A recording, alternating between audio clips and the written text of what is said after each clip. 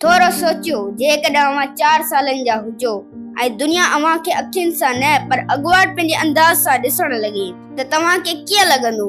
ही कहाणी आहे विक्टोरिया राइट जी। विक्टोरिया जी उमिरि रुगो 4 साल हुई जॾहिं डॉक्टरनि हिकु अहिड़ो लफ़्ज़ इस्तेमालु कयो जेको आम माण्हूअ शायदि कॾहिं ॿुधो बि न हुजे।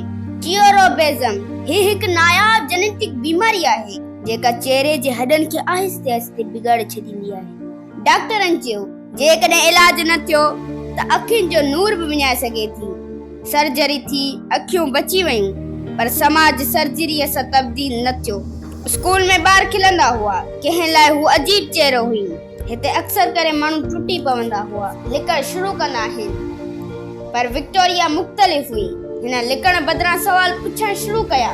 ख़ूबसूरती जो मयार कंहिं ठाहियो? इंसानी इज़त चेहरे सां छो मापी वञे थी? ऐं हितां कहाणी मोड़ वठे थी।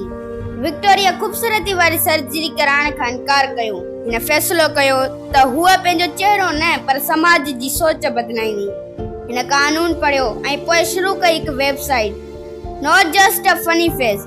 ही रुगो हिकु वेबसाइट न हुई, ही हिकु ऐलान हो, असां बीमारी न आहियूं, असां इंसान आहियूं। अॼु विक्टोरिया उन्हनि माण्हुनि लाइ आवाज़ आहे जेके नायाब बीमारियुनि सां गॾु जीअरा आहिनि, जिन खे रोज़ रुगो ॾिसण जी बुनियाद ते परखियो वञे थो। ही कहाणी असांखे अहम सबक सेखारे थी। असल बदसूरती चेहरे में न पर सोच में हूंदी आहे, ऐं असल बहादुरी पंहिंजी सोच सां बीहण जॾहिं सॼी दुनिया अव्हां खे बदिलजण खां मजबूर करे। ही आहे विक्टोरिया राइट, रुगो हिकु चेहरो न पर हिकु तहरीक।